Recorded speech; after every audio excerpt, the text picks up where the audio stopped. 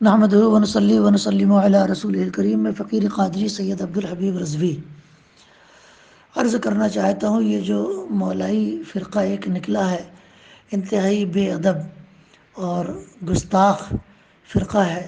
صحابہ کی شان میں بے ادبی کرنے والا، زبان لعن طعن دراز کرنے والا فرقہ ہے۔ کسی شاعر نے کہا ہے کہ ہے یہ میت کسی بے ادب کی، منہ دکھانے کے قابل نہیں ہے، ان کے دشمن میں لعنت خدا کی، رحم پانے کے قابل نہیں ہے۔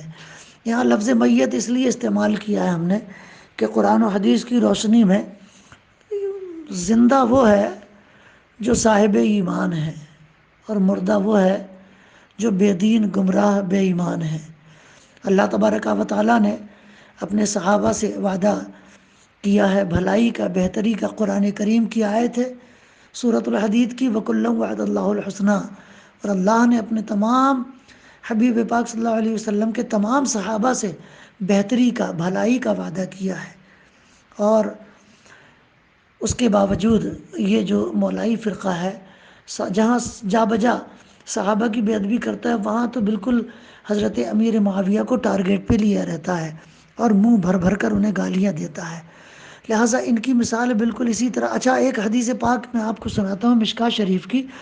آقا ارشاد فرماتے ہیں من عادى شعرة من شعری فالجنۃ علیہ حرام، کہ جس نے کسی میرے ایک بال کی بھی توہین کی اس پر جنت حرام ہو گئی۔ سوچیں پھر جو صحابہ اکرام جن کے بارے میں رسول اللہ صلی اللہ علیہ وسلم نے بار بار تلقین کی تھی کہ ان کے ساتھ بہتری کا، بھلائی کا، تعظیم کا، تکریم کا، محبت کا، خلوص کا اور وفا کا معاملہ رکھنا، کس کے ساتھ؟ رسول اللہ کے صحابہ کے ساتھ۔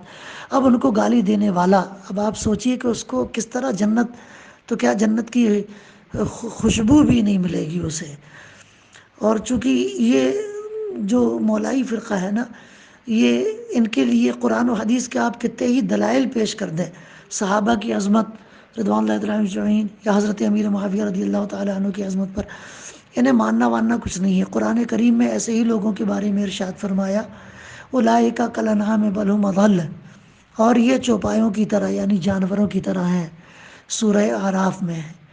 ایک جگہ پھر ارشاد فرمایا فمثلہ کمثل الکلب، تو اس کا حال تو کتے کی طرح ہے، مطلب حق واضح ہو گیا، اس کے باوجود بھی زبان کتے کی طرح لٹکا کے باطل کے پیچھے بھاگا دوڑا چلا جا رہا ہے۔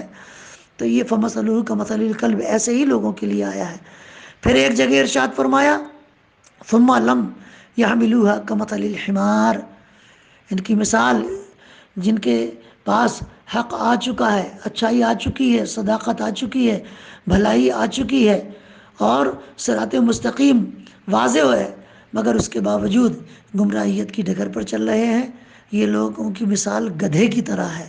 یہ قرآن کریم کی آیت کا مفہوم میں نے پیش کیا ہے، سورۃ الجمعہ کے اندر ہے غالباً، ثم لم يحملوها کمثل الحمار۔ اب مصطفیٰ کے دیوانوں، سوال یہ پیدا ہوتا ہے حضرت امیر معاویہ رضی اللہ تعالی عنہ کو جو یہ لوگ گالیاں دیتے، اپنے منہ سے بھونکتے ہیں اور زبان لعن طعن دراز کرتے ہیں، ان کو شرم نہیں آتی کہ ان کی گالیوں کی ضد میں کیا اہل بیت اطہار نہیں آتے؟ کیا یہ اشاروں کے نایوں میں حضرات حسنین کریمین کی بے ادبی نہیں کر رہے ہیں؟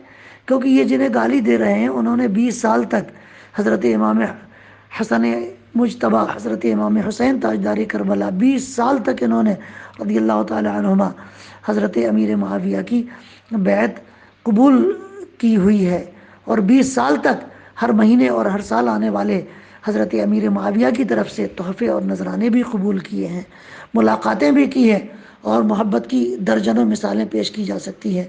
تو اب آپ اندازہ لگائیں کہ اگر حضرت امیر معاویہ سے دشمنی ہوتی حضرات حسنین کریمین کی، تو وہ کس طرح یزید کی ایک دن، حضرت امام حسین پاک نے ایک دن یزید کی اطاعت قبول نہیں کی اور اس کی بادشاہت حکومت قبول نہیں کی، تو اگر وہ حق پر ہوتا تو اس کی بھی قبول کی جاتی، مگر وہ باطل تھا، اسے ٹھکرا دیا گیا۔ امام حسین حضرت امیر معاویہ حق پر تھے، انہیں گلے سے لگا لیا گیا۔ اسی لیے سیدنا سرکار حضرت پیر امیر شاہ جی شہنشاہ بغداد سیدنا سرکار غوث پاک رضی اللہ تعالی عنہ ارشاد فرماتے ہیں کہ اے لوگو جان لو کہ حضرت امیر معاویہ کی جس دن حضرت امام حسن پاک نے بیعت کی تھی، اسی دن ان کی امامت لازم بلکہ واجب ہو چکی تھی۔ غنیت الطالبین کی جلد نمبر 1 میں یہ موجود ہے۔ سیدنا سرکار غوث پاک رضی اللہ تعالیٰ عنہ کا فرمان، صفحہ نمبر خود تلاش کرتے رہیے گا۔ اب شفا شریف کے اندر ارشاد فرمایا، آخری بات عرض کر رہا ہوں کہ یہ آڈیو طویل ہو گیا۔ حضرت عبداللہ بن مبارک رضی اللہ تعالیٰ عنہ سے کسی نے پوچھ لیا کہ بتائیے حضرت امیر معاویہ افضل ہیں یا حضرت عمر بن عبدالعزیز افضل ہیں؟ تو جیسے ہی پوچھا حضرت عبداللہ بن مبارک، حضرت عمر بن عبدالعزیز یہ کون ہیں؟ آپ لوگ اپنے اپنے علاقے کے علماء سے پتہ کر لیجئے۔